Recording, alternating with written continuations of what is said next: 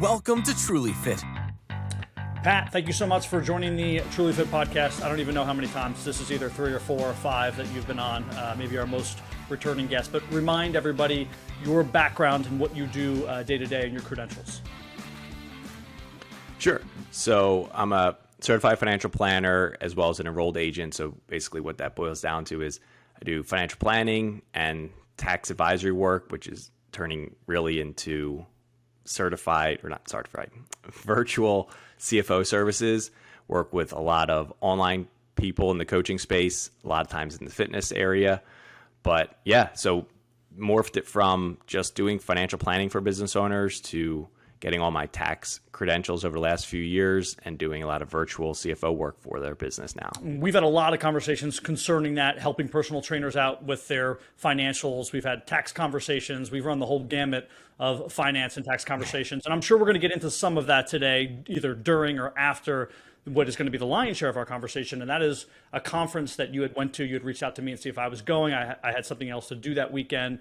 And in general, conferences have been such a big part of my life the last few weeks. My sister visited town because she was in a conference. My wife left to Phoenix for a conference.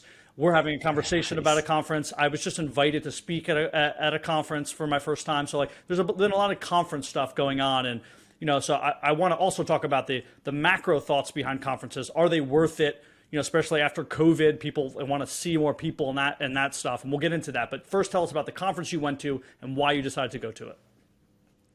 Sure. So I went to NCI, which is Nutritional Coaching Institute's Coaching Con down in Phoenix. I'm in Vegas, for people don't know. So for me, it was kind of a no-brainer to hop in the car for about 4 hours or so and head down there. It's funny though, because that's one of the reasons I reached out to you. I love industry conferences. So if I'm going to go somewhere and learn, I'm all about it. This is one of the few times where I went to essentially just a networking conference, because I was like, I am not actually a fitness coach. I love fitness personally. So it was going to be networking. And I had a few people no, it's a really good event. So obviously I ended up going. And it was pretty cool because as soon as I got there, one of the guys that I don't know his exact title, but he's essentially one of the finance guys for NCI, and ran into him. He was on my podcast. I forget which episode. I should have them listed, but luckily enough, I ran into him right away, and he's like, no, it's actually the topics that we're going to cover are business in general. There's some things specific for the fitness coaching industry, but a lot of it was broad spectrum entrepreneurial tidbits, a lot of the guests. So where I'm driving at, no matter what industry your listeners are in, if they're not all fitness coaches, if some of them are just fitness enthusiasts and have a business, highly recommend this conference, Coaching Con, because I would say half the lectures were sales and marketing and not to that specific industry. Granted, a lot of people when they were doing their presentation, they would use hypothetical scenarios that applied to the fitness industry just because that was the majority of the room. But it was Alex Hormozi spoke, his wife Layla spoke, and their lectures, Alex was on sales, Layla was on, I believe, essentially management of your team, but that's applicable to any business.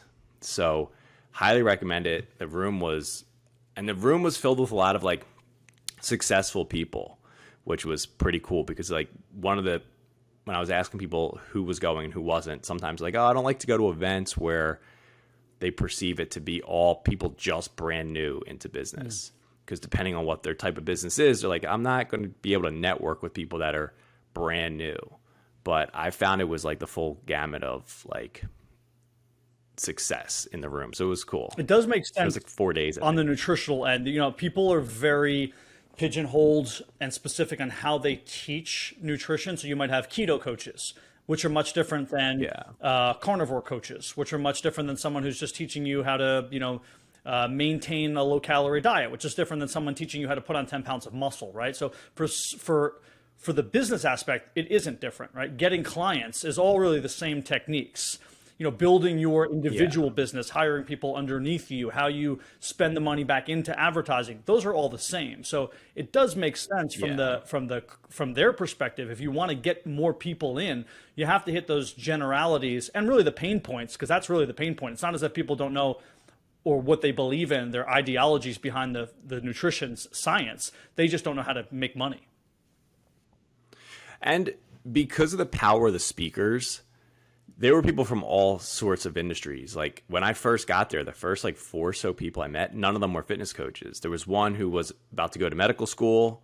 He's currently a Green Beret. He's about to go to medical school from there. Another was a realtor. Actually, most people were there because they wanted to listen to Alex Hormozy speak.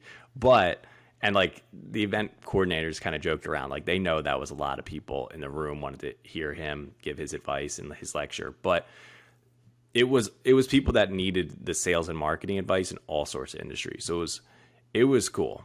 But yeah, so I recommend it. I'll definitely be at the CoachingCon 2024. And when I talked to some of the team about like, hey, like this is a great event. Like, should I go to some of the others? And they were like, this is the only one that's kind of general. If I think they have another one coming up in a few months. Or like, but that one, it's pretty heavy on like nutritional plans and like specific industry knowledge. So I was like, that's cool. They gave me that heads up on that. But I think, yeah, I know you were doing it, recommend it to everyone for a combination of leisure, because whatever, it's in Phoenix, it's not that far away, and it's fun, and obviously networking. I think that's a really good idea for everybody, like people in my industry too, fitness professionals, to think a little bit outside the box about conferences that could help your business, not always just specifically help your knowledge growth, right? Because what we do is we go to these conferences that we can obtain CEUs, continuing education units or continuing education credits, and they're all very like, okay, I'm going to go into a spin class and I'm going to learn how a proper, to teach and cue a proper spin class, and then I'm going to go learn how maybe there's a new roller, a new myofascial roller that came out, and they want to show you how exactly it's used and why it's beneficial for your clients. But it's not exactly really great for networking in your business, because you're just networking with other personal trainers. You're not networking with potential clients. So for me, in this business, in my podcast business, what I do is I go to my wife's conference. She's a pediatric sports medicine doctor, and I meet a bunch of ortho and sports medicine doctors that I can talk to and then get them on the podcast. So it is good to start thinking outside the box like you were. And I would call them like cousin or sister conferences. They're not directly in your industry, but they're interconnected. Yeah, and honestly, like I am not the one to ask, because I tend to do that. Like I end up like nerding out on the stuff that I can learn more knowledge, and I don't often go to the networking only type of events. I should more often, but that's why I almost didn't go to this one. That's why I'm glad a few people like talked me into it. So, but yeah, in 2 weeks I'll be down in Dallas for a CFO only event. So it's all going to be virtual CFOs in the room learning better techniques on being a virtual CFO. And so those are the ones I go to all the time. So this one was really a good time. And obviously I need to go to more of them, but highly recommend CoachingCon for anyone, especially the coaches. Interesting. So go back to what you just talked about, the virtual CFO. What do you think they're going to be teaching you? Do you think this is going to be like specifics on like programs and software to use, as opposed to like how to communicate with potential clients? A little bit of both.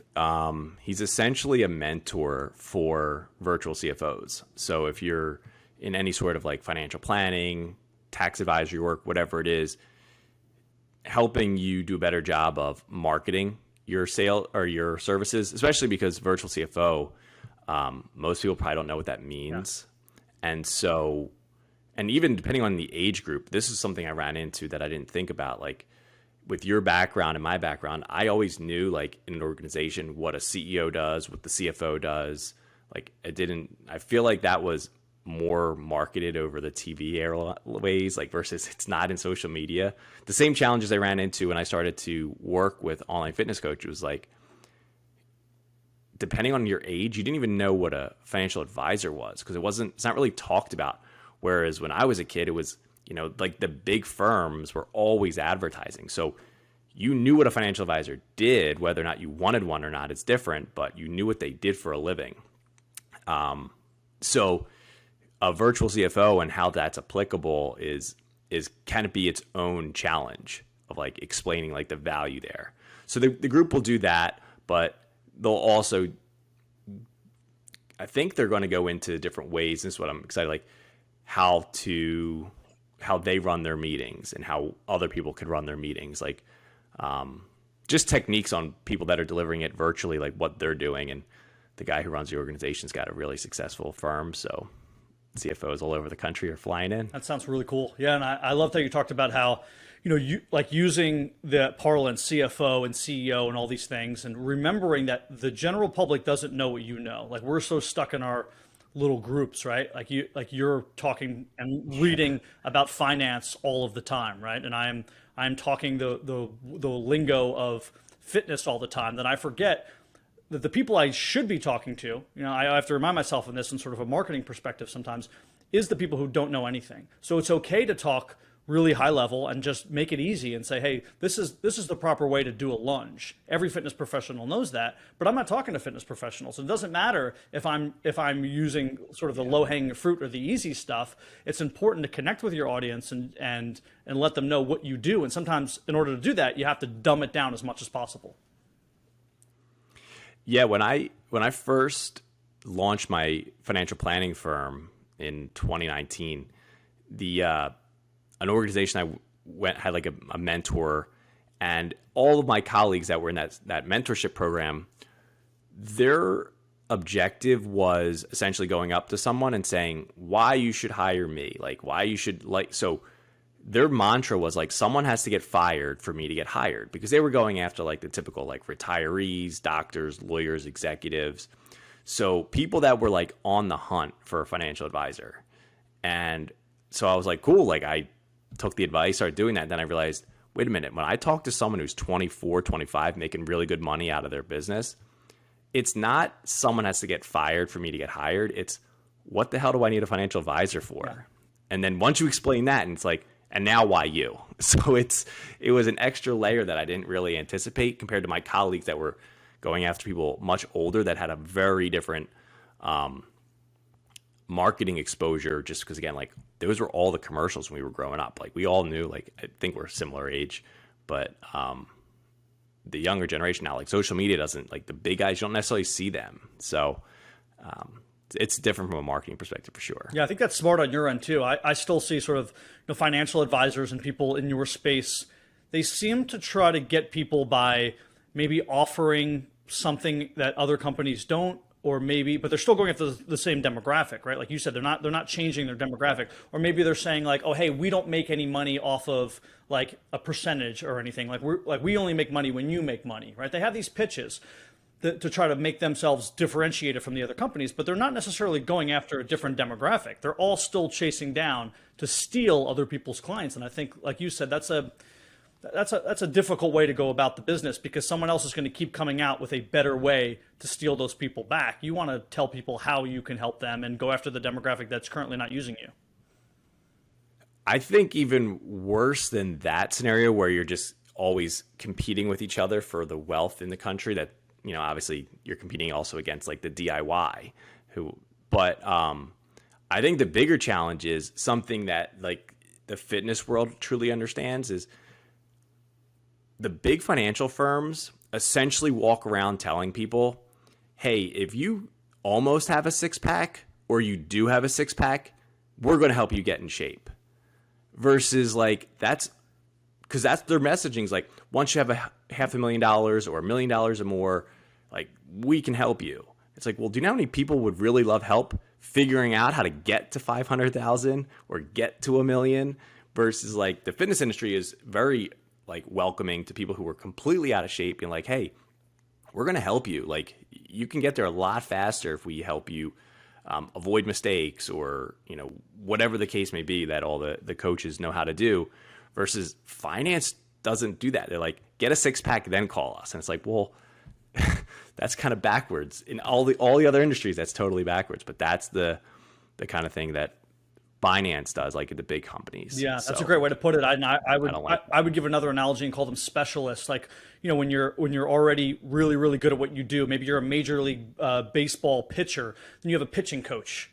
You're already 99% of what you're going to be. They're just tweaking that 1% to make sure that your curveball's better, right? But really, you did all the work to get there.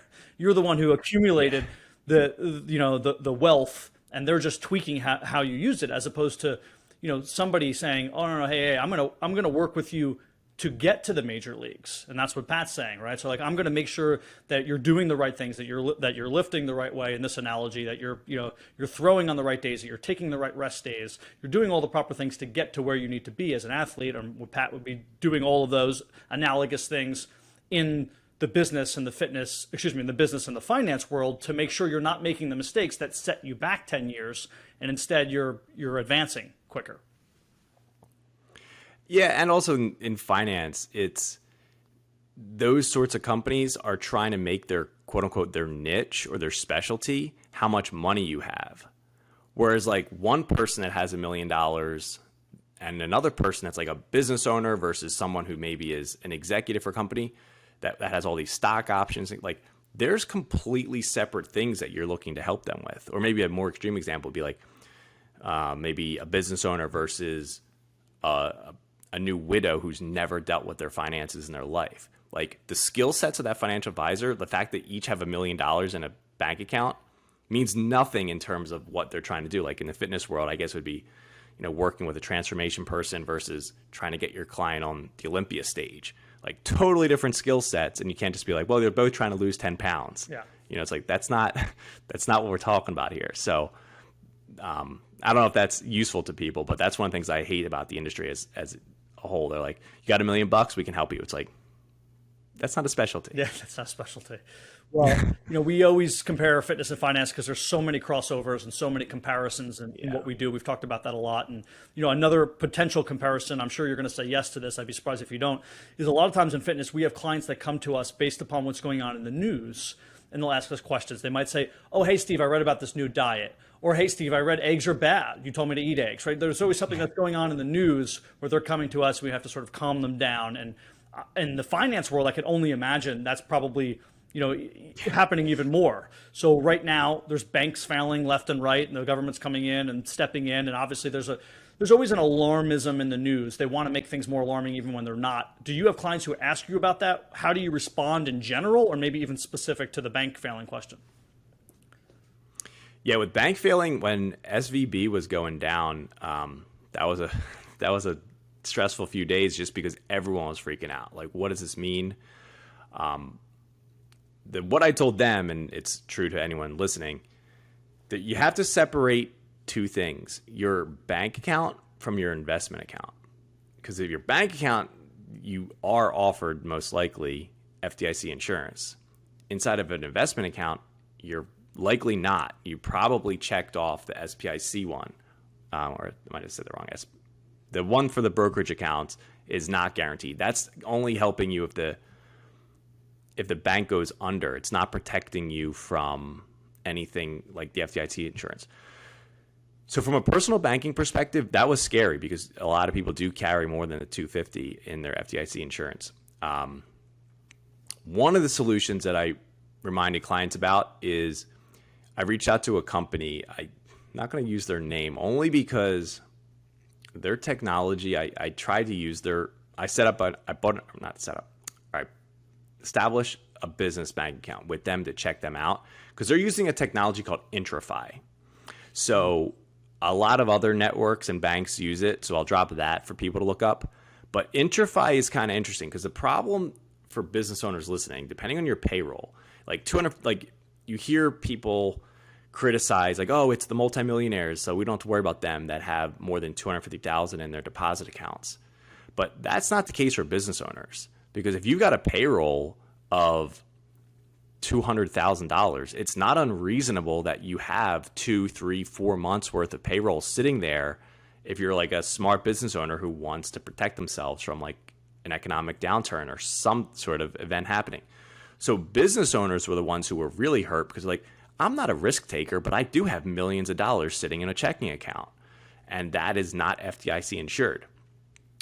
So the CEO of this bank was on some podcasts, and I reached out to him to ask him directly about this program, but it allows you up to $150 million worth of FDIC insurance because you're putting your, let's just call it $100 million with this bank.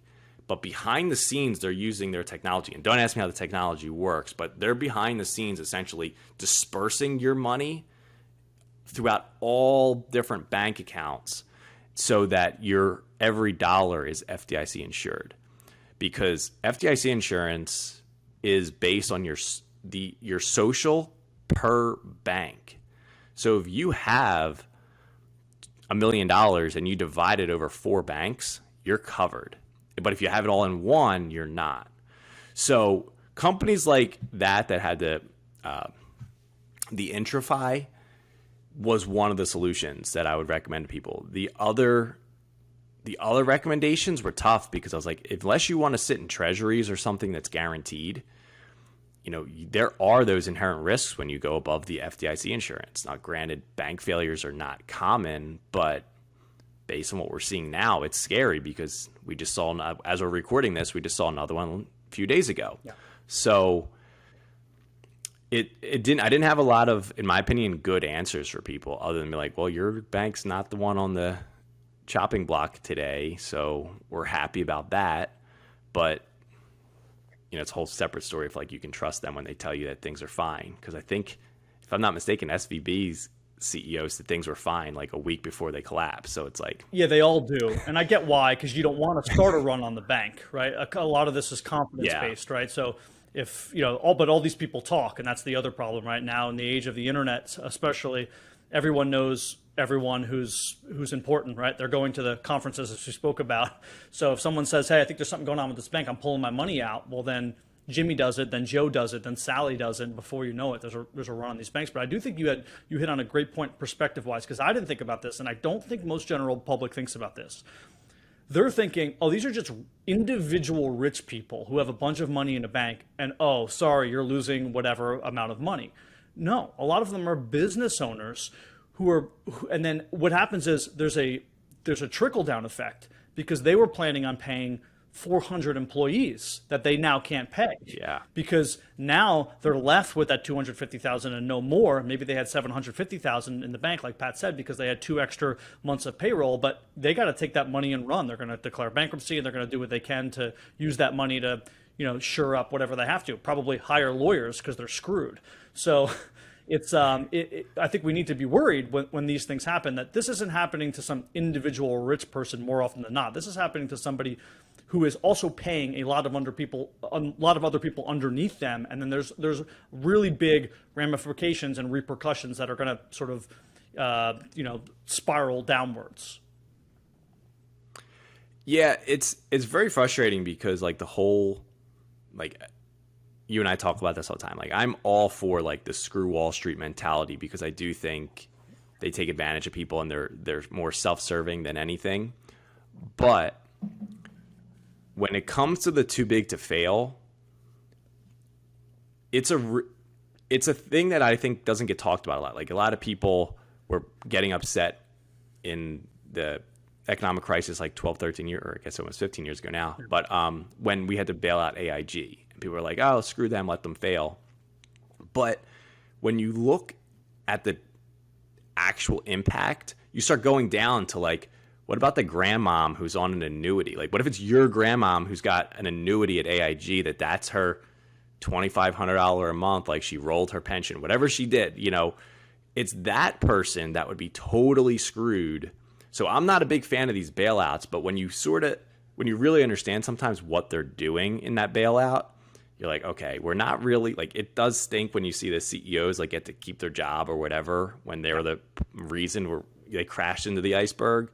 But when you can zoom out and be like, yeah, but it's going to hurt my grandmom and my grandmom's friends, like all these people that are innocent victims that would be hurt the worst because they only quote unquote $2,500, but that's their entire paycheck in retirement. So same thing, like you said, like with these business owners, it's kind of crappy hearing that people are like, oh, we should bail out the banks. But it's like, these business owners that have like $2 million for payroll, that is not money that they were like being reckless with.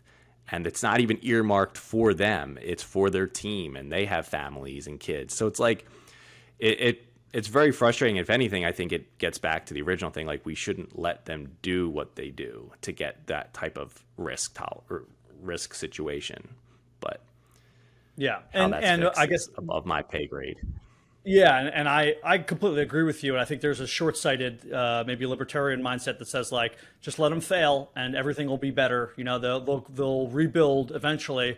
There's going to be people who are hurt along the way, but in the meantime, if they, you know, that's a disincentive to not do it again. And by bailing them out, there is no big disincentive. But I'm with you. The problem is it's not, you know, we sort of anthropomorphize, we make it very human, like a company, like it's just one guy at the top pulling all the strings, like it's a puppet. It's not the case. There's so many different things going on, and there's so many people at the bottom who weren't involved who are going to get screwed if there aren't these bailouts. So I do think they have to do the bailouts, but then I think on the back end there needs to be some disincentive, whether that is everyone gets fired and they get sort of like with the equivalent of the like in like if you're like someone who works in law, you get disbarred when you do something that's improper, right? If you're somebody who's like a CEO of a financial company, if you do something that is considered like not okay, you should go in front of a committee of a bunch of people and potentially be quote unquote like, you know, disbarred from having your CFA or whatever, like having whatever it is that allows you to work in this capacity, giving people financial information and making moves financially that could potentially hurt millions of people. Yeah, I mean, we're going down a rabbit hole, but the problem in finance, and I don't think this is finance, I think it's just the regulation, because I'm with you. Like, I'm hesitant to be like, oh, there needs to be more regulations, because running a financial services company, the regulations are very frustrating. It's time and a lot of money to stay compliant, and a lot of it's just pushing papers around. And so I am no fan of like more regulations. Like, I don't like big government. I'm with you on that. Like, if we're going to agree to be capitalist, then you have like, do you ever listen to Patrick Bet David? Yes. Yeah. I love his like four stages of capitalism. It's like I'm going to butcher it, but it's essentially like the right to try, the right to succeed. I forget the other two, the fourth one, but it's the third one is the right to fail. Right to fail. And they're like that. If you want to be a capitalist, you have the right to make as much money as you want. You have the right to be successful. You have the right to give it a shot, but you have the right to fail and lose everything. If you take away the last one, we're not capitalists. We shouldn't be backing things up, which I totally agree with. But I agree, like to get back to that, there will be broken eggs. Yeah. And there'll be innocent people who get totally hurt, and that's a bummer. Yeah, and obviously the bigger the business, the more money, the bigger the impact, the more broken eggs. If John's gym does something improperly and shuts down and his 27 clients have to go find a new trainer, it's not a really big impact, right? But when AIG or these larger companies, right, like, you know, an Enron type of deal goes down, then that trickle down is felt by the general public who had not known previously that they were even necessarily tied to this sometimes, right? Like, you don't even know how your money is being tied to this, and that's really the scary thing for some people, right? It's like they look at some sort of investment that they had made that they don't even understand the tertiary connections they have with these things that are failing, and before you know it, they're just shit out of luck. Yeah, that's a great point, because, you know, I don't know anyone who felt bad when, like, the crypto space, obviously it's recovered some, but when they were getting hurt, a lot of people were like, well, everyone knew that was high risk, high reward. But when you see people, like you said, that hold annuities that are at risk, or their checking account or their savings account is at risk, it's like, that person is not a gambler. And like the fact that they're now worried about going to zero, I have a lot of empathy there, because like, there's a good chance if they knew what they were doing, they have their risky investments, and these weren't that. So this one always put me in a tough spot to consider, because I agree, like we talked about a few minutes ago, like on one hand, I don't think they should have helped, but on the other hand, I'm like, these aren't the victims, you know. But the problem is going to be sort of like where your original question lied, is they can only bail out so much. Because I believe the FDIC deposits are like $9 billion. And in the US, the amount of actual deposits is like 30 trillion or something wild. So the FDIC and the government, they can say whatever they want, But if it came to it, they can't actually back it up.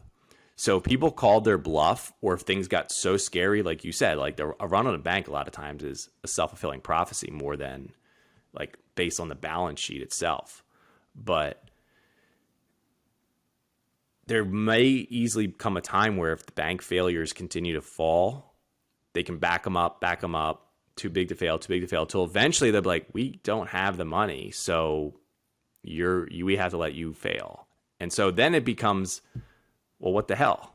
Like, why'd you bail these guys out? And I'm the one who doesn't get bailed out. So that's what I think a lot of people fear as well, that eventually it'll just be a hot potato. Like, we can't help you anymore. We've helped a bunch of people. Sorry. And it should be based on what the initial investments were too, I believe. So for example, an SVP, as far as I know, again, this is more your space than mine, but they didn't really do anything quote unquote that risky, right? They had a lot of money in bonds, and because of interest rates hikes, those were now worthless. And as opposed to doing something more like the 2008 financial crisis, where they were really scheming a disingenuous plot, putting these things into, quote unquote packages, putting low level mortgages with high level mortgages and packaging them together and reselling them. I think there needs to be a really serious overview of when a bank fails, for someone to audit it, go into it and say, okay, well, this reason that you failed, we believe as some sort of, whatever it is, I don't know who does that exactly in the government, we believe that this was not a low risk move that you made, therefore we're not going to back you up. Yeah, so specifically, I don't know the details. I haven't really researched First Republic, that it just went down a couple of days ago. Obviously, they're being sent to JP Morgan. But with SVB, they were one of the riskier banks in their sector. So compared to like a regular investor, they weren't risk taking. But compared to their peers, they were the most risky. They were doing the most. But all of that would have been quote unquote fine if interest rates didn't go as quickly as they did, because in their instance, and a lot of banks in the same spot, like for people who aren't aware, like a fixed income instrument or investment, it works essentially the opposite direction of interest rates. So as interest rates were going up so fast, the bonds that these banks were holding were losing value very quickly. If they could hold to maturity, which usually they do, you don't lose any money. But because they were getting reduced in value so quickly, that the way these instruments work, they had to get marked to market. And so for them, they had to show to people like, oh, actually, we're actually negative on our balance sheet on these now. And it just kept getting worse. And then obviously that news freaked people out. So then they were pulling money out, and then it made it worse. And they pulled more money out, and it made it worse. So, but when you look at the way like their duration was and what they were putting some of their money in, they were on the higher end, because they were, and what, like, regardless of what you feel about their strategy, the one piece of information that I found out that I thought was this quote unquote smoking gun, they didn't have a chief risk officer. Mm-hmm. They let that position, I believe the person resigned in like April of 2022. And I believe that was still an open position when the bank failed like 8 or 9 months later. So like when we talked a few minutes ago about like, all right, should someone like go to jail over that? Like you've got all these billions of dollars that people trusted you with, and arguably one of the most important jobs, you're just like, oh, we'll get to it when we get to it. Like that type of thing makes it seem like, from my perspective, it's like, well, now you want a bailout check, but like you said before, like the consequences should be higher, so that people are like, oh my God, our risk officer left. Like we could go to prison for having that position open. Like something like that extreme would make people actually act, in my opinion. But yeah. So that alone, if I was a depositor there, knowing that, I would be pissed. Like you guys are supposed to have like watching this stuff. Yeah, that's a great point. And also, to not have some sort of secondary backup plan if interest rates go up seems a little ridiculous, being that there's only really three things it can do. It can go down, it can stay the same, or it can go up, right? So like, this is just part of the process. Like to not have a contingency plan in place, or multiple contingency plans based upon different actions maybe speaks to the fact that they didn't have somebody who was in that role, like you said, someone who was in risk management to oversee it and say, hey, listen, we have X percentage of our money invested in this, and if interest rates go up, what are we going to do? To have those conversations seems maybe to be a reason why somebody shouldn't necessarily be bailed out, because that is going to promote more people taking risks and more banks thinking, no worries, we're going to be bailed out. And if you're not bailed out, again, go back to our original point here, how many people who are facing the repercussions can actually handle it? The CEOs can handle it, most likely. Can the people down the pipe, the grandma who thought she was just in annuities, handle it? And the part that I don't like about finance, and I don't know how this works in other industries that are regulated, but the challenge I have with the regulation in finance, and I don't know specifically, like banking is its own thing, but I have personally seen people in our industry and like in the finance industry, like investments, do wrong by their clients intentionally. Like if you ever watch the show American Greed on CNBC, it's a really good, it's very eye-opening, because the SEC and all the regulators, they're supposed to prevent these things from happening to the investors. But if I had to estimate, this particular person, through all their shenanigans, eventually got kicked out of the industry and all that, they probably made for themselves like $30 million screwing people over. After fines and legal fees, maybe they paid back 10. So you talk to the average person and you say, okay, if I could give you $20 million, now you lose your reputation, your name is crap, like all this stuff, but I give you $20 million.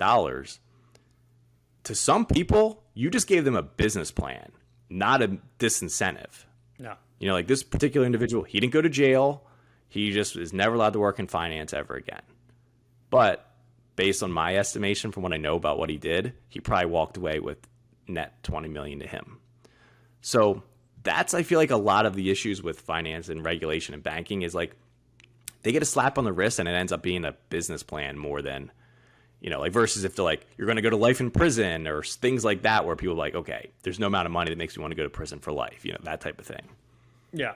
Or there should be not a generalized dollar amount that people are fined, right? So, somebody being fined $100 for littering, it doesn't. If you make $1 million a month, you're going to throw that paper out the window every day, because what is $100 to you? That's lost inside the change in your couch cushion. If you make $12 million a year, I'm going to litter if the only thing that if I'm not worried about the world and just $100 fine, right?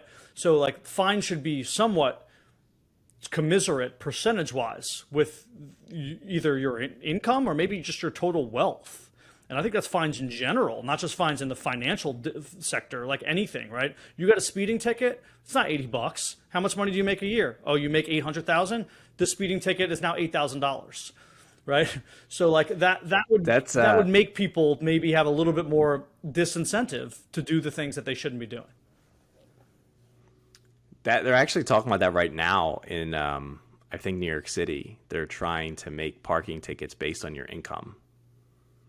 And well, why? Let me tell you why that's wrong, and I think you'll agree. A lot of people hide their income, right? So apparently Elon Musk makes like $0 a year because he knows how to put the money in certain places, right, where he's not actually making any money, but he's worth whatever, 40 billion. So I don't think it should be income based. It should be your total worth somehow.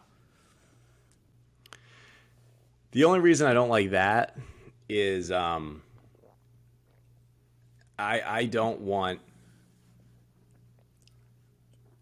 don't want, like, if I got a speeding ticket, now I have to show my personal balance sheet to a judge, and you know what I mean? Like, I feel like I get what we're saying, and like, what if it was tiered? These big companies. What if it was tiered? So, for example, if you make just like taxes are tiered.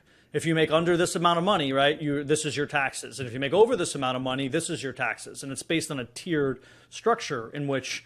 But how would you regulate that though? Like that, the enforcement of it is where I feel like it's gonna be a lot of all money. the corruption hits. Yeah, that's true. That's why I like the idea of, for these bad actors when it comes to, or negligent actors when it comes to like banking or finance. That's why I like the idea of like prison, because then you take money out of it. Because again, like you said, if someone's making $100 million a year and you're like, I'm going to fine you 10 million, they'd be like, bring it. Like, I don't like, and I'll keep making 90 because of what I'm doing. Versus if you start threatening things like, oh, by the way, you'll go to prison. All your executives will go to prison. Anyone who knew about it's going to prison. Then I think people will be like, it's better to make less profit than go to prison. Versus now the motivation is push the profit as much as you can, regardless of, what happens to our deposits if we get a run on the bank. Like the motivation and incentive isn't there. Yeah. In general, I don't like the idea of like tax the rich, because if you're doing something wrong with your business, I feel like that's different than like what New York City is trying to do, which everything they do is, not only do I agree, anyone who makes money, they try to. Not only do I agree with you, Pat, I think now retrospectively, my idea is ridiculous and stupid, because I'll tell you what I hate is then there'd be another government bureaucracy who is in charge of that. Right. So just more bloat, and that we would be paying for this bureaucracy to go look in. It would be like an IRS junior to go look into how much you're actually worth, and then sorting this out. And then they would be corrupt. They would just start a whole bunch of problems. So I do think they'd be like, this is we're going to give you a speeding ticket, but first you have to value all your properties for us. And it's like, oh my God. Yeah, I do think this is an Occam's razor thing, right? This is the simplest answer. Yeah. And the simplest answer is, we're going to scare the shit out of you by going to jail. You're going to be next to a guy who potentially killed someone because of what you did, and we don't care. We're not going to fine you, because we know that you might have tons of money hidden away and in some foreign country and some bank account we can't touch, or maybe that you could just go ahead and pull another scheme down the road and make another 20 million. So we are going to put you in jail, and I think that is the best thing. And it hasn't been done. Like people praise Obama for his bailout and things he did. Not one person went to jail from AIG or anywhere else during that time period. Not even as like a white collar prison sort of slap on the wrist. It was unbelievable that there was no penalties. In my opinion, I guess I would, if I were like a judge, jury, and executioner, I would delineate stupidity from intentional, because unfortunately there are people who do negligent things, but they weren't like malicious. Yeah. But when you refer to people like that are doing malicious things, or so intensely focus on profit, they don't care, then I totally agree with you. In my opinion, I don't really see much of a difference between them and a murderer, because if you leave some like little old lady who's on a fixed income, financially destitute, I'm not sure you're much different than a murderer, because you just ruined that person's life. Yeah. So they're just still alive, which almost potentially, that's an ethics debate, but maybe that's worse. Yeah. So like, I feel like some of these like financial sociopaths are worse than, or just as bad, I should say, as murderers. Yeah. And if you're really looking at it from a philosophical perspective, like you said, an ethics debate, how many people that they're touching is way worse, right? It's always worse to harm 1 million people than it is one person. So how many people are you harming? And also, because finances are always intertwined with families, right? So it's like, if you're saving for a certain thing, you're maybe planning to pass that money down. Generational wealth, so to speak, that could be lost, right? So then their kids are hurt underneath them, and how far does that tree span down? How many people are you actually hurting? But I think we beat this to death. I want to move on here to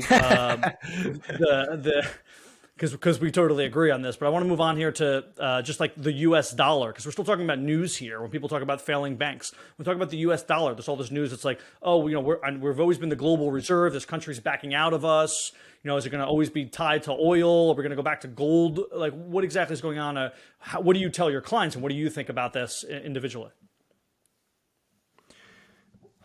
Thankfully, this isn't a big topic of conversation with my clients, mostly because if we fall too far, I feel like a lot of the strategies that I would have wouldn't really hold up, because there's only so much we could do if the entire US economy becomes worthless to the outside world, all the things I've ever been taught the last 13 years of my career wouldn't really work too well. Like the whole mantra of just stay invested forever. So one of the things I have been having more conversation with clients is if they're very heavy in the stock market, to see if they're interested in diversifying into real estate. And I'm not a real estate person. I don't help them buy a home or anything.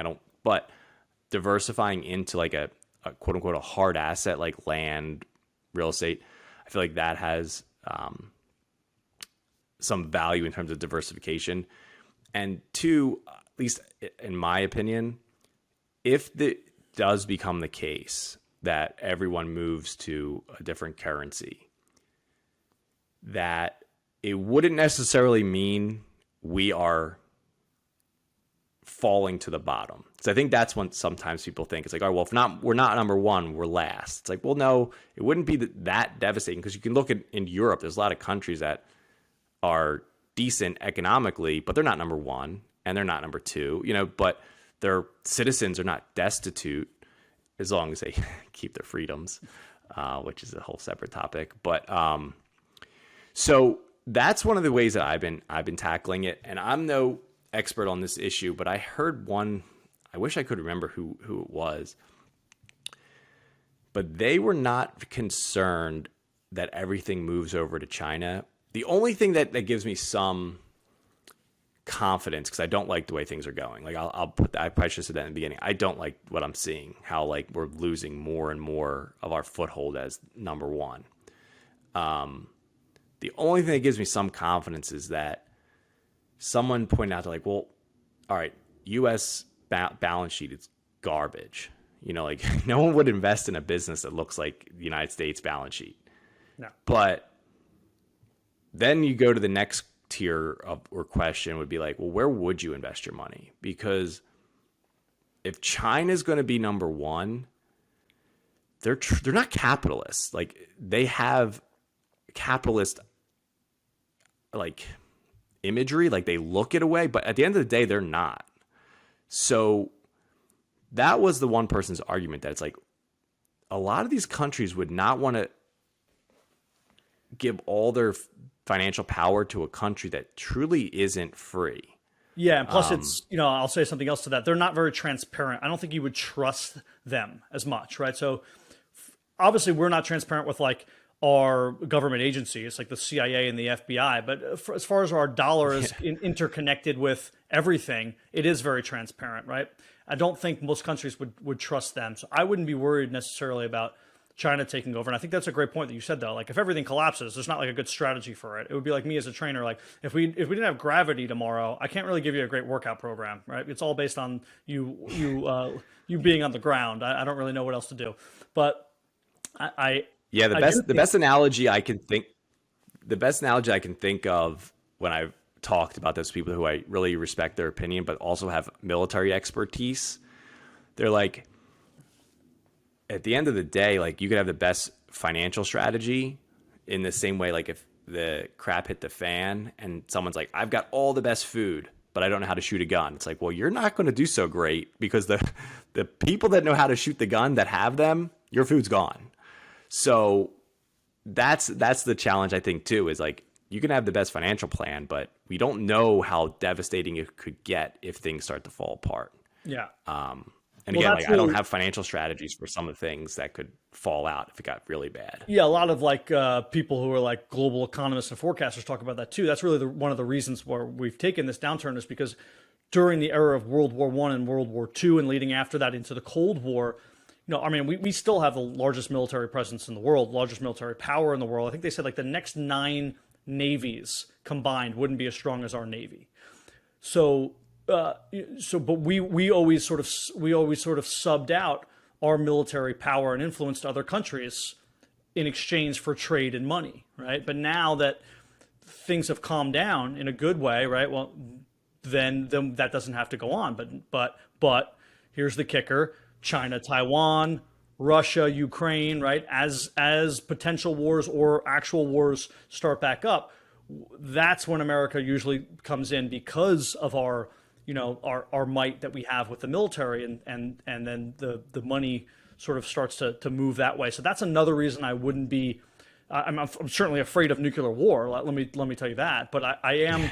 I do think because we've been so rid of, we've had some small Middle East conflicts, but because we haven't had big country conflicts until recently, I think that's going to change, and the power dynamic is going to shift back to us. Did you ever read the Ray Dalio's book, Changing World Order? I have, yeah. That book was a great read for anyone listening, but kind of scared the hell out of me because he's like, we are on a course where we haven't slipped too far yet, but it's getting pretty close to irreversible if, like, from an economic perspective. And I mean, he outlines very simple things. Like if some country is going to have you like bring your military there and defend them, like a South Korea, for example, it's like, why are they not paying us? Man, I forget if South Korea is paying us or not. So if someone listening is like, well, they are paying us, but the concept is the same. Like every country that we're defending should be paying us. Yeah. And that's not like that shouldn't be a political thing. That's a business thing. Like our balance sheet can't support, or actually our profit and loss statement can't support paying for our military to be everywhere and getting nothing in return from those countries financially. Yeah, I'm with you. And I think we do. I think we do get some things in return from them. Like, well, number one, I think we get information and data, and that's really important, right? So information is key, not just from like I'm not talking about like, Verizon having like the numbers that you call. I'm talking about the government having information about what countries are doing at any given time, right? That's really important to them. Oh, for sure. But I do think, I mean, listen, Dalio has some great points, and he's, he points out some things that I also agree with, and thinking about how there could easily be. There's always been a change in money, right? It's not like we've used, the dollar the dollar hasn't been around for 1,000 years, right? So like there's been a change in currency and how we viewed it. I mean, gold has been pretty standard for a long time, but outside of that, like there's been a lot of other paper-based currencies before, and don't be surprised if another one comes around. One fails and one comes around. Just because you haven't seen it in your lifetime doesn't mean that it can't be there. And obviously, what we see with digital right now going on between cryptocurrencies and Bitcoin, whatever you want to think about them. Bitcoin has failed and succeeded and failed and succeeded and failed and succeeded so many times. That's a good sign, right? The fact that it's still around and it went down and up, down and up. Now it's too volatile to use as a regular currency. Yeah, I get that, but it's it is a sign of the times, and I do think that we shouldn't we have to sort of not necessarily hedge our bets, because like you said, if everything goes to shit, there's nothing you can do. But we should still be understandably concerned that things could change on a dime, and it is good to have hard assets like land and a house and things that are maybe even if things did go by the wayside, you owning land, especially in America, which is so important, is always an asset. Yeah, totally agree with you. So let's talk a little bit about your like micro day-to-day. I want to talk about financials here. You and I have talked about how you call it getting financially naked, and clients in the fitness world have to get quote unquote, fitness naked, telling us all the things they're eating and the fact that they haven't worked out in 3 months and whatnot. But do you give really specific suggestions? For example, if somebody says, "Hey, Pat, I really just need another 20 grand in my bank account. I want to make sure that I have a good backup for whether it's a business or whether it's just personal." And you notice that they have like 2 cars they never use, and they're just sitting in their garage in their fancy cars, and they could easily sell those cars. And cars obviously depreciating; it's not an asset. Would you guide people as to what they should do, or do you feel like that's a little bit too personalized, and you just try to give general advice? No, we get very specific. The challenge is how they hear it, but that's why when someone sits down with me for the first time, like we outline like what their big goals are, and so that could be like I'll use like 2 different examples. Like one could be a really high financial dollar figure. And like, let's say it's $10 million is their goal net worth. And another person is to structure their business so that they can work 20 hours a week and like spend time with their little kids. So like those are pretty different goals, but that's really going to be the driving force between everything. Like obviously I don't have checkbook control over anybody, so they can do whatever they want at the end of the day. But if we're having a conversation at the end of the year, like this is how much profit was left in my business, like what should I do with it? Like I don't put my views on their plan. So like if they told me their goal was to have $10 million in net worth, then we would, in that scenario, hypothetically, like allocate that extra profit, if let's say it was like 50 grand, towards an asset, and like we would evaluate, like, is the business need it? Does real estate need it? Does your stock account need it? Whatever it is, we would put it towards something that will grow in value. But if they said something different, like, oh, I want to spend time with kids, like then maybe that 50,000 is going towards hiring somebody so they can actually free up more of their time. Or maybe they take half of that and they go on a vacation with their family, like completely quote unquote blow that money because that was actually their goal, like the time. So I'll remind people what their plan is, because it's very common. We run into like a fork in the road where there's like, this dollar can't be divided anymore. So it's like, are you going to put it here or here? And I'll be like, look, this is what you told me when we first started working together. Like this was your biggest goal. Like everything we're doing on the tax side, on the finance side, inside the business is to culminate for these one or two things. So that is always going to be like the deciding factor, because it doesn't have to be me being the bad guy. It's like their own words. Like, this is what you told me like 2 years ago. So is it still true, or are we changing this? And then you tell me what we're going to do with the money. So I do try to keep their goals like front and center. And in my like CFO reports, the goals that they tell me get sent in every single monthly report, because I'm like, I need you to remember like what the big picture is here that you told me. And a lot of times that big picture is emotional. Like I said, like it might be like time with kids, you know, like that's a window of time that you don't get back. I'm not a parent, but I just know biology. So yeah, that's a really great way to put it. I think also reinstating their goals to themselves, because people do forget from time to time what their goals are, right? And they might revert back to something else. And you said, no, listen, like you got to look, we had a long-term plan. This is why we made move X, Y, and Z. Yeah, it's not meeting this goal, but that's not, that doesn't tie into your long-term goal, right? That's just a short-term goal. So we have to sometimes shift our game plan around making sure we meet the long-term goal. And I like how you just say, basically, we just use the Socratic method. I'm just going to ask them questions so that they answer, and they're just answering themselves and telling themselves, oh yeah, I do remember. This is my goal. This is why we have to do it this way. I think, again, the relay and finance and fitness, it's the same way. You know, we have to do the same things, and it's not always about getting specific. It's about reminding them what their goals are, giving them a few options, and feeling like they're the ones who ultimately chose the option. Well, that's also why that just made me think of like a good correlation. That's exactly why I transformed my business from just being in the financial advisory, financial planning world to the virtual CFO world. Because if you're just a financial advisor, and that's exactly the situation, you're like, all right, you have $50,000 worth of profit at the end of the year. Like, you can either invest it in a piece of real estate, or you can go on a vacation with your family. It's very binary, or whatever the case may be, but like you're stuck with that amount of money. But when you transfer into like the virtual CFO world, you can give them homework where it's like, all right, it sounds like if you had $100,000 instead of 50, we could do both and solve this problem indefinitely. So now we can actually put a plan together. It's like, this revenue stream, how can we make this revenue stream make you $50,000 for the profit next year? Or these two combined, or whatever. So it actually gives us like action steps, like kind of like what we talked about over the last like 20 or 30 minutes. Like, so much of the economic factors are completely out of our control. So like, we can't control what the stock market does because of what happens in Russia and stuff like that. But we can control like what we do in our business to either increase revenue or increase profit, add team members that can increase profit. So like, that's one of the things I really like. It's like, we can actually go from saying, well, pick one because you only can do one versus, well, this year pick one, but let's build a strategic plan for next year so you can do both.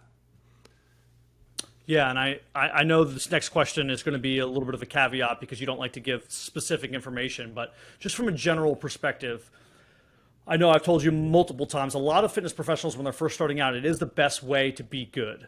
The best way to be good is to work in multiple locations because you get to see a lot of other professionals and what they do. You get to see different clientele type. You get to see different fitness equipment. And it's the fastest way to learn and become not only well-rounded, but then how do you pick a niche unless you know what is even available, if that makes sense, right? So it allows you to specialize. Get your reps in. So with that being said, if I'm a fitness professional and I'm training in the park on my own and I'm doing some virtual training one-on-one, but I might have two 1099s working at some smaller local places, what do you think is my best bet as a fitness business owner? Do I have some sort of LLC where I can write off my travel to these 1099 locations and write off equipment? Or should I just keep everything separate? What is the general plan that you would put in place? So in that scenario, it would actually be pretty simple. Like, you could have depending on, it would be driven not by the number of 1099s you have or the number of side jobs. Like, you could work at 10 gyms and they're all 1099. It's not driven by the quantity of gyms. It's by the revenue and the profit. So if those 10 gyms all, like, if you're just starting out, like you said, and you're getting your reps in, seeing who you want to work with, let's say you're at 4 or 5 different gyms and that's only adding up to $40,000 or $50,000 worth of revenue. Then you have your expenses of, let's say, $20,000 or $25,000. So you're only netting your first year. Maybe you have like $15,000 or $20,000 of profit. In that scenario, you would stay. It wouldn't matter whether you're an LLC or when you're not an LLC and you haven't done anything yet, you're called a sole proprietor. So you're just operating out of your social security number. So from a tax perspective, those two, whether you're a one-member LLC or using your social, the taxes are identical. Even when you are an LLC, like, you fill out the exact same tax paperwork as your friend who never formed an LLC. So like, I'm here in Nevada, in Vegas, and it's expensive to form an LLC here. The state filing fees alone, I believe, are like $495 or something like that, basically $500. In California, it's like $800. So in some of those states where you're like, oh geez, I better figure out if I'm going to really do this all the time before I spend all this money. And that's not including like a lawyer to actually do it for you. So it's not necessarily in that scenario, like, driven by the fact that you need to do it for any tax purposes. But going into the following year, let's say you've tripled all of it. So now, instead of your profit being the $20,000 in the first scenario, it's $60,000. Now you do need an LLC because you need an LLC to convert to an S corp.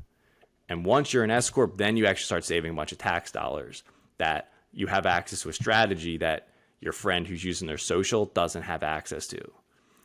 And what you would do then, other than just forming that LLC and having it converted into an S corp, what you would do is make sure every single one of those gyms in that scenario is now using the tax ID number of the LLC.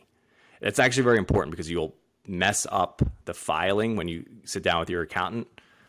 And again, my team can do all this for you if you guys are curious, but this is what we do all the time for business owners. But that's the one thing you need to do. Like, go to your business Venmo, go to a business PayPal, all of them, switch it over. Like, if you're getting YouTube revenue, whatever, it needs to be in the name of the EIN number of that LLC.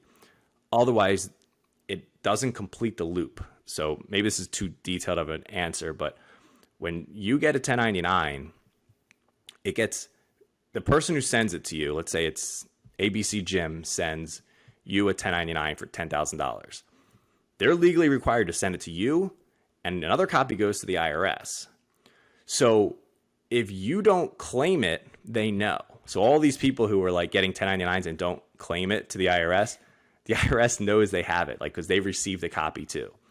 So you're just haven't been audited, but they know. So if you ever are audited, you will not win. But inside of what throws people off is that same scenario where ABC Gym sends you a $10,000 1099 to your personal social, you claim it inside of your S Corp. So in your opinion, you're like, oh, there's no tax evasion here. I claimed it. But on the IRS system, it's like, hey, where's that 1099 that you said we know you made it, but you didn't claim it. So even though it sounds technical, it is increasing your audit risk because you're not completing the loop in the IRS's eyes. So that's why you have to make sure you take the extra step and say, hey, ABC Gym, here's my tax ID number. You would fill out a W-9 for them. So they might already have one for you on file. Ask for a new one, and you would fill it out all over again with the information of the business entity. That's great information. And just to sum that up, tell me where I'm wrong. If and when you start making money as a small, first time, let's say 2 or 3 year personal trainer, and you went from 15,000 and you believe now you're maybe going to be making 50 or 60,000, you want to grow from, maybe you were a sole proprietor in the first place and you were using your own tax ID number on the W-9 to get your 1099 from your gyms, your local gyms that you worked at. But now it is time, maybe in your second or third year as you're turning a profit, to now connect that with the LLC you made that you're eventually going to turn into an S Corp. And you're going to go back to all of those original gyms, ask them to change that EIN number from your initial social to your business number. And that will start the process to make sure that you are not audited and that you are not in trouble, and that the IRS has all of your proper information. And additionally, that down the road, as you continue to start making more money, you can then circumvent other tax-related laws and start to build wealth because of the fact that you're now turned into an S Corp. Yeah, essentially an S Corp, the reason I used a number above like 40 or 50,000 is because when you switch over to an S Corp, what you're essentially doing is it can sound confusing the first time you hear it, but when you're an S Corp, you are an employee of your own company. And that sounds confusing, but it's a technical difference that is critical. So if you were making $100,000 a year in the first scenario of your sole proprietorship or you're an LLC that's just a regular LLC, and you make $100,000, 100% of that $100,000 gets hit with self-employment taxes. And in the United States right now, that first $100,000, you're getting hit with an extra 15% self-employment taxes. So that's what always hurts people when they're brand new to business, because everyone knows like the federal tax brackets. Those get talked about a lot. They're like, oh, I'm not making that much money. I'm in the 24% bracket. No big deal. They estimate, 100 grand, 24, done. Then their accountant gives them a bill for, hypothetically an extra 15,000 on top of that. And they're like, holy crap, I thought I was going to pay like 24 and it's almost 40. Like, what happened? What happened was you got hit with self-employment taxes. Like when you work for someone, you get a regular paycheck, they're withholding and paying half of it. So it's a double win for you there from a withholding perspective. So when you're an S Corp, you're paying yourself a wage. So you start to cut down on that. So instead of $100,000 worth of self-employment taxes, maybe you pay yourself a salary of like $40,000 or $45,000. So you just cut your self-employment taxes in half.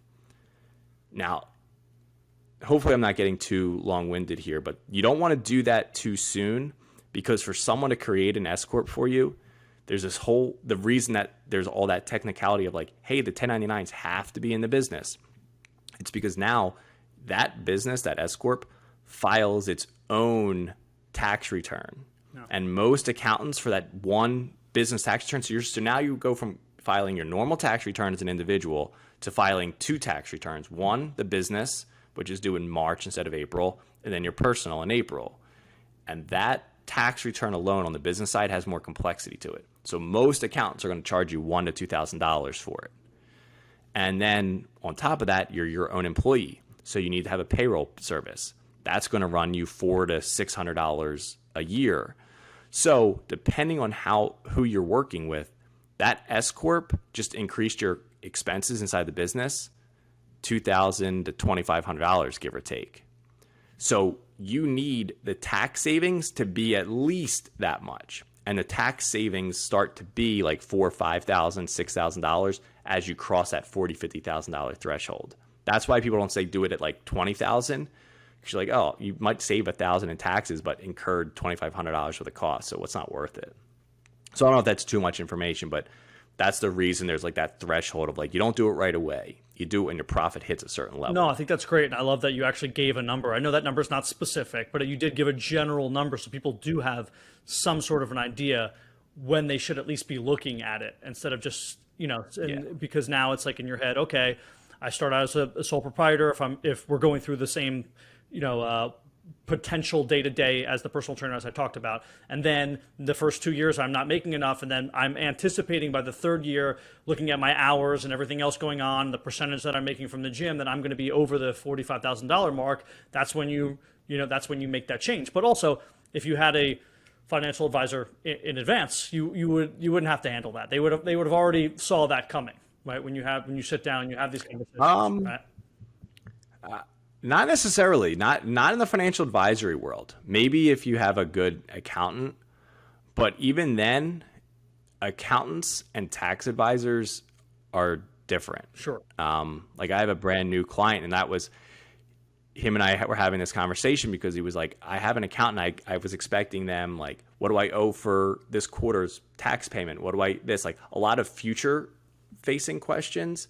I'm like, most accountants don't do that. They're just in hindsight. Like you sit down, you give them all your tax information, and then they're done.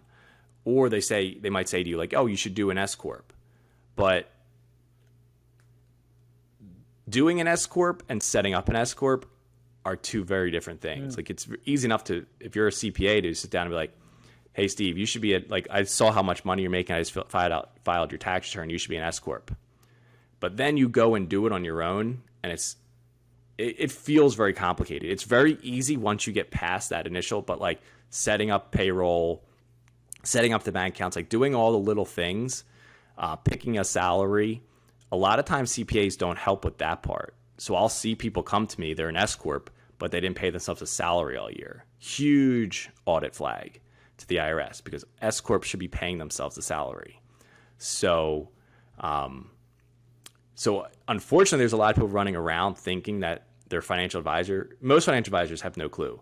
And if they work for the big companies, they're actually legally not allowed to give tax advice just because it's a liability issue for the big companies. Because so they have thousands. You think it's better to have someone who is a tax specialist who also then has the ability to give financial advice, because that's really the higher end of the spectrum of knowledge insofar as all the moves you're making in your business. And then underneath that, they also have the certified financial planner tag, as opposed to having just being the certified financial planner.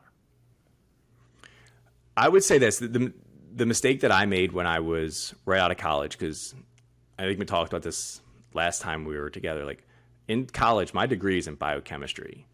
Like I switched into, like after failing on my own first business and learning all this stuff is when I went into finance, and I learned all these things over the last 13 years. But I had a CPA and I had a financial advisor.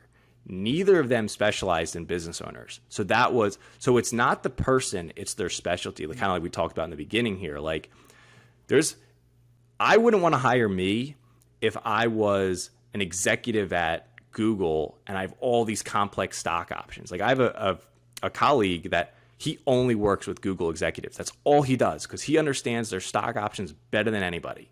So for them, he's the best person on the planet to help them. Whereas I wouldn't be very helpful because I don't know their plan structure. So regardless of who you work with, I would make sure, even if they're at a big company, I would make sure their specialty is business owners. Yeah. Because all the things that you and I are talking about. That's a question that should be fine to ask, right? It's not rude saying, hey, do you work with business owners, right? Just like someone would ask me, hey, Steve, do you work with 63-year-olds who have COPD? And I'll say, yeah, I have. I have no issue working with someone with COPD. Someone says, hey, Steve, can you help me get up on stage? I want to gain 30 pounds of muscle and be a bodybuilder. It's like, well, that's not really what I do right now. So I'm not your guy. I'll send you to somebody else. I don't think it's a rude question, and I think the people that you want to work with will probably make it abundantly clear, because you don't want to sit down and say to someone, can you work with business owners? Because they might be like, oh yeah, I've got some business owner clients. But that doesn't necessarily mean anything, because they might just be like, yeah, I have their 401k. And so, yes, they're a business owner. I help them with their 401k, but they are not doing tax strategy and they're not proactively. And the same thing like with accountants. They might work with business owners, but if they're not helping you implement the S Corp, then you're potentially doing something wrong, or it's just putting a lot of complexity back on you as a business owner. So I would ask that question, because for me, working with business owners, one of the biggest expenses that we all run into as business owners is taxes.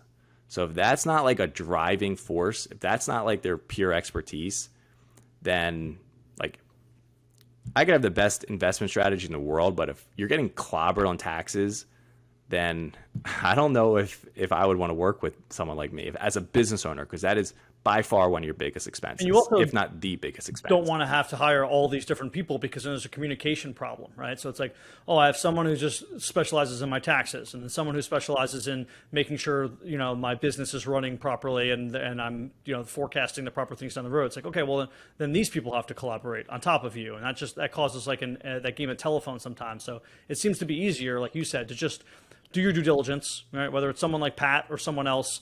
And like this isn't you going to get Thai food. This is a big deal. Like you can't just order from the first place.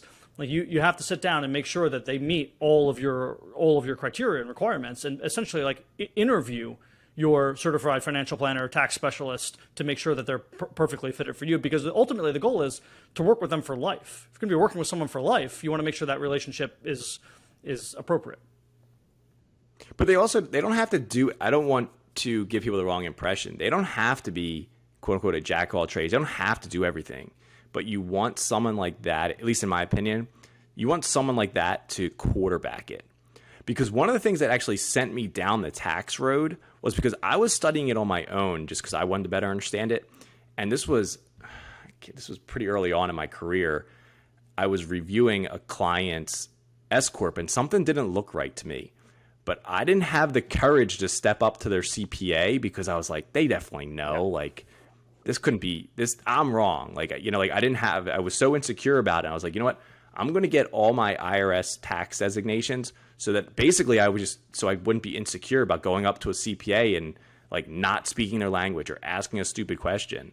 And then I've been doing tax so long. I'm like, oh my God, CPAs don't really know. Like they're so, I shouldn't say it that way, but they're so focused on what they're doing, which could be like, all I do is file your taxes, which is totally fine. But they're not necessarily like picking their head up and being like, what's actually going on in the business?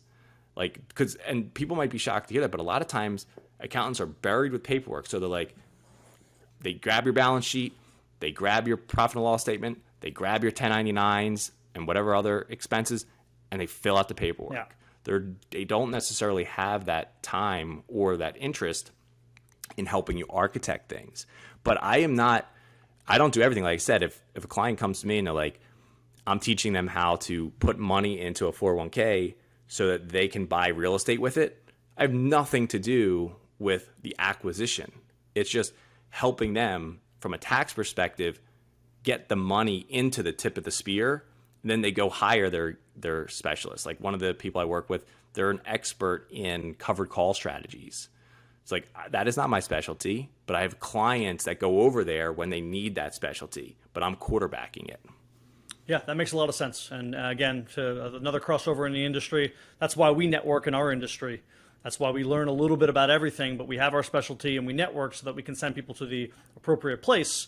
And ultimately, that comes back in our favor, right? I'm sure your client that you send over to them, the guy who does the calls, is really not only impressed that you know all of these people, because it is impressive when people have like this Rolodex of connections in intra-industry, but it's also, they know that ultimately you care more about them than your ego. It's like, could Pat try to solve the problem? Sure, but he knows that someone knows it better. So why am I going to waste my time if I know someone who already knows it better? And I think that's a bigger problem in the fitness industry, because there's a lower barrier to entry, so people don't have the education that necessarily you do all the time.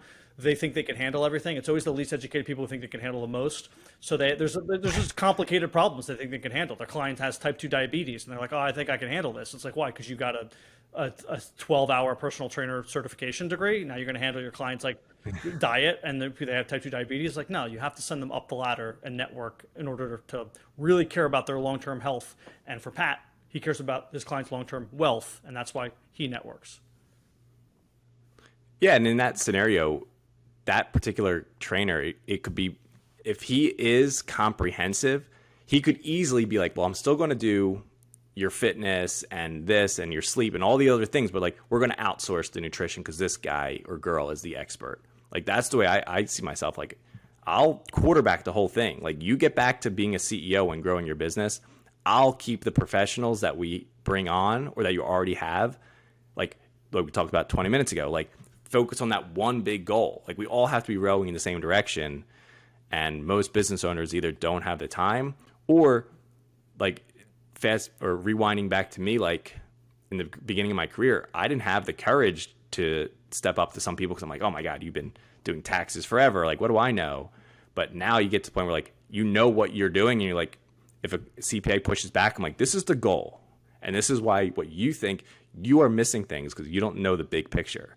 But I can have that conversation because, like, I'm quarterbacking the whole thing.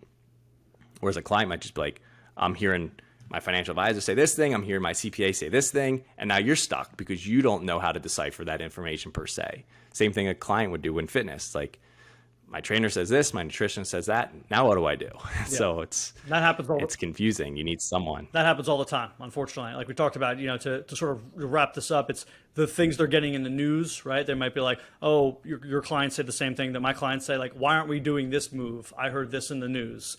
And then they have some other potential professional that's a cousin of your industry.